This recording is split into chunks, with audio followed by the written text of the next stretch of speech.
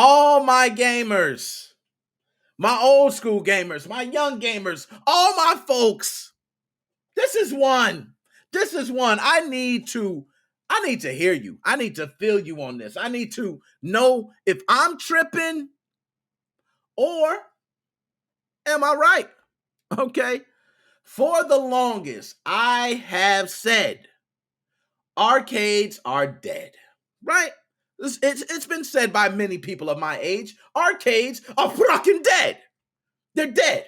Nobody goes to the arcades no more. The day and age of me going to the arcade to now, let me just explain to you from then to now. Back then, my mom was saying, I can't wait to get these damn kids out of this fucking house. So what I'm going to do is I'm going to send them to the arcades. Guess what? I'm going to give them $20. The three of them can make this $20 stretch. Yes, $20 was actually a lot of money back then. Okay? So, mom sitting there, bam, baby. Oldest brother G's $10. Give me that. I'm going to spread it evenly. We already know that's not happening. Okay? I get $5. My other brother gets $5. We are in the arcade. This is the difference from then to now. Back then, when you was at the arcade, there were a lot of games that were very competitive. When you stepped to the game, there was either people already lined up to play, quarters already on the machine. There was something to let you know this game is where you needed to be. It's kind of like high school. You just seen the fucking cool kids everywhere, right? That's how it goes. Okay.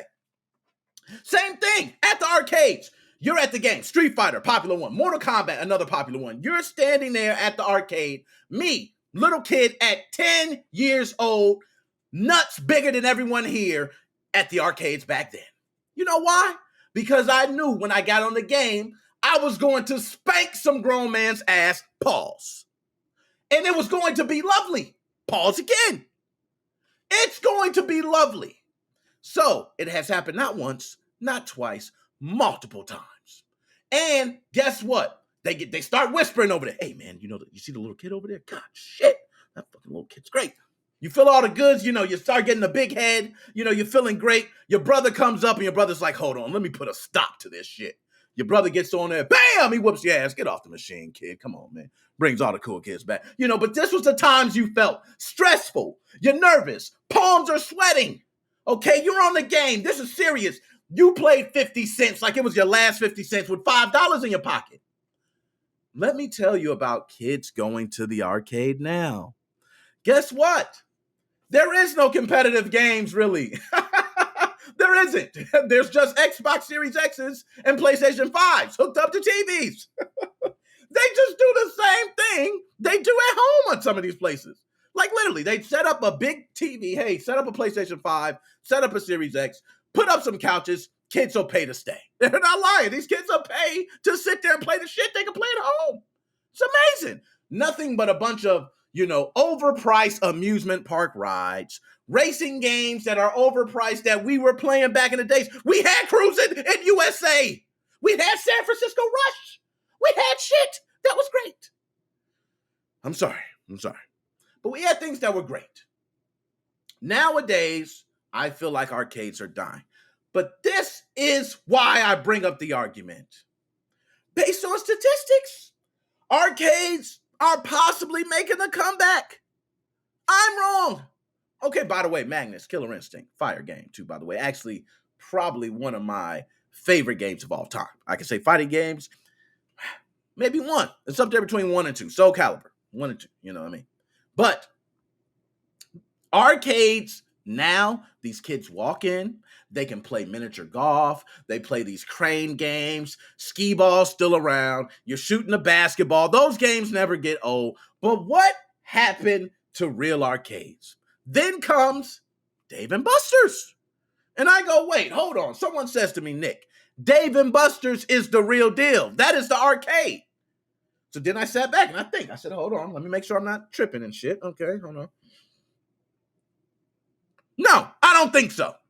But I may be wrong. When you go to Dave & Buster's, there's a couple things that the United States of America have figured out with arcades while arcades are dying. They did figure out that barcades are more popular, which means bars and arcades, giving people something to drink while playing games. Who would have figured, right? So Dave and Buster's becomes very popular with this method. Dave and Buster's believes, hey, we got a package. Not only are we going to fill your damn tummy, not only are we going to give you alcoholic beverages, you see all the shiny games over there, you're going to go over there and play that right afterwards, and we're going to give you cards now. You go, damn, this is a wonderful experience. I've been to Dave and Buster's, I can tell you. Nice experience.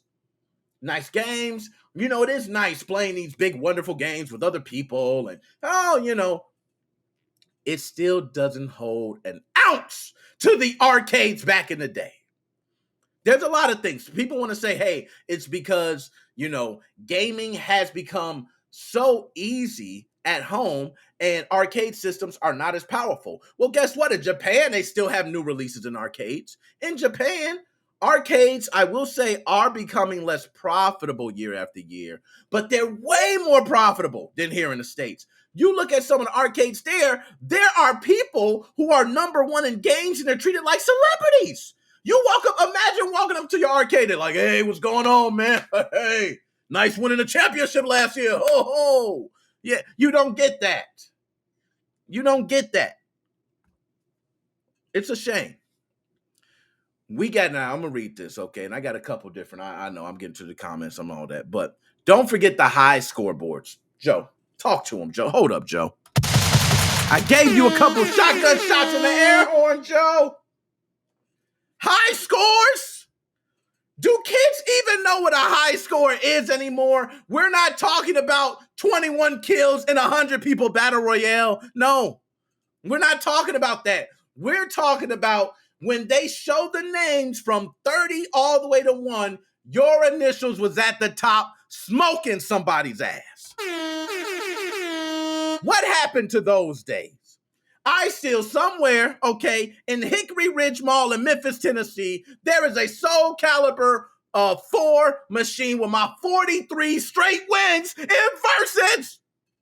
43 times. It was one dude that played me like 13 times as Mr. Rookie. He was the best damn dude in the arcade, and I smoked his ass. 43. It could have been 49. I was in the 40s. I was high. I just whooped everybody's ass. I remember that. I remember that day vividly. My brother was like, yo, I got to go, man. I said, yo, don't leave, man. I can't help it. I can't help it. I put 50 cents and my ass was there for hours. 50 cents. Nowadays, you got to spend $2 to step on the dance floor. It's crazy. It's crazy. But nonetheless, I want to make sure I'm not tripping. I want to pull some statistics on it. I don't want to be this dude. I'm the old dude right now. I'm the old dude screaming, oh, arcades were so good back in the day, nigga. Trust me, for you younger gamers out there, when I say arcades were better, I am not joking. 9-year-old kids got play.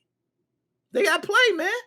Because they could actually, if they had skill, it was about the skill. You didn't have, of course you could play it at home, but I remember Killer Instinct. That was a good one he brought up. I remember Killer Instinct on Super Nintendo. I remember playing that. Great. I was able to do all my combos, able to practice, but it still was not like the arcades because of technology. Okay, you go to the arcade, and to me, the original Killer Instinct is still one of the most beautiful games ever. But that's just me. I'm not going to keep talking about that. Okay, but I'm going to pull up some actual statistics on this, and we're going to look at it. I'm not, I ain't going to do it like that. Okay, so let's go ahead and pull this up. Now, I just pulled up random things. I just randomly typed in Google, are arcade machines dying out? I think it really depends on which country you're talking about. In the UK, almost certainly.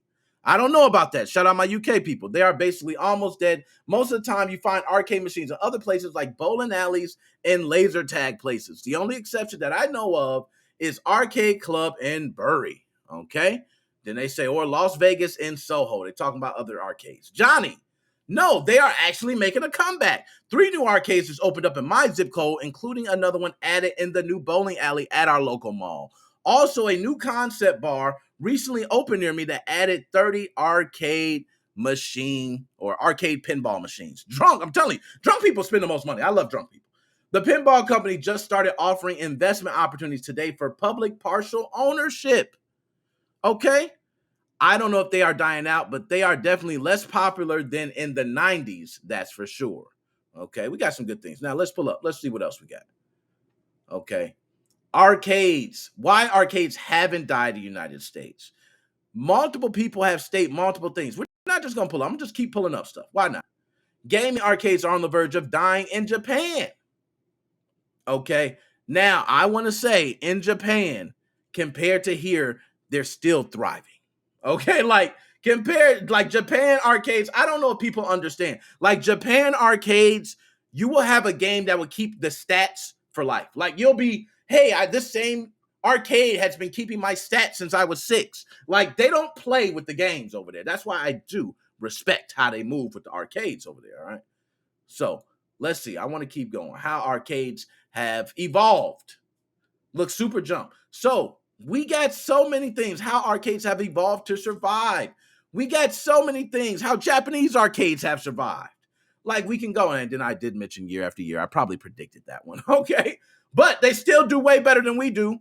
The LAN cafes of Asia. Hold up. Listen to this. One of these evolutions is the phenomenon of LAN cafes in Asia. Think of them as a fusion of internet cafes and arcades. Much like the classic arcades, these two were darkly lit spaces featuring rows of mid-range gaming PCs, which had several games installed on them. Like internet cafes, you can walk in, grab a PC, pay an hourly fee to play as many games as you like. Yo, we need them. Why don't we see more of these? For many in developing nations, these LAN cafes offer an accessible pathway to gaming. Often for less than $1 an hour, you could play several games at a LAN cafe. To quote Neville, in a sense, they were a physical representation of Netflix for gaming. Hence, I and my school friends found ourselves spending weekend afternoons at these cafes fueled by chocolate milk packets and chips. They would play Call of Duty 4, Counter-Strike 1.6, and Dota LAN matches. Oh my God. Shout out. And Joshua Drake, that's what I like to hear. They got them in Dallas where the LAN cafes need to be popping. Wonder we ain't got arcades. If everything's sitting in a PC or a PlayStation 5 or an Xbox Series X, get them, bundle them up, put them together with TVs, and put them on a bus. Shit, you can pull up to the local neighborhood. Okay, don't get jacked, but you can pull up to the local neighborhood, and man, kids will pay for time to sit up in there and play games that they don't have access to, especially with PlayStation 5s being so scarce. Xbox Series X's, some people can't get their hands on them. This is a perfect outlet. Perfect. Oh my gosh, I can't say it anymore, man. This is, I'm sorry. This is crazy. I just can't believe these opportunities even get passed up. Like, how? How do they get passed up? We have, I'm going to tell you, in Illinois, Chicago is known for having many arcades. I actually have a video on my YouTube of one of the infamous arcades. Okay, I forgot. It's Galloping Ghost. Okay, look it up. Galloping Ghost. I think it's down by Chicago. One of the oldest arcades that has like almost every game. I was able to go back there and relive my memories. They have old and new games. And guess what? You can also set records there. You can have your camera to record your record. They keep track of all that shit. I love that. Why don't we have more of that? Why isn't that all over? Why isn't augmented reality taking over? Why aren't VR headsets everywhere? Hell, we got the Oculus going crazy. Why don't we have someone opening up? Hey, and I understand the COVID thing and all that, but hey, you got wipes, wipe it down, spray it, you know how we go. Clean it and keep it moving. Keep it moving. I'm just saying. So that's just me. Everybody, I would like to know what's happening. Okay. And Magnus, game on wheels. Yo, he talking to him. Games on wheels. That's it. That's all you got to do, man. Put a bunch of PlayStation 5s, bunch of Xbox Series X's in a van, ride around, charge people per hour to play. I promise you they will pay. And not only will they pay, you will have some people who will be addicted, who want to be in there all the time.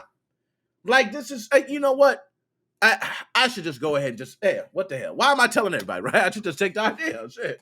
I don't know what I'm doing. Telling everybody, but no, I'm just. But I just want to say to everyone, is arcades making a comeback? Do we have Dave and Buster's? Their stock going up. Is Dave and Buster's showing that we can have popular arcades? They're just different. We don't have the same, where fighting games were taken over back in the 90s and these popular competitive games like that. Now it's more about family friendly games of 12 people playing basketball together or racing together or playing a game of Pac Man together. These simple things we now have just spent so much money on. And it's crazy how we just go from old to new back to old shit. It's very funny, but nonetheless, enough of that. Not going to, continue on. We got a show. We got a hell of a show. Okay.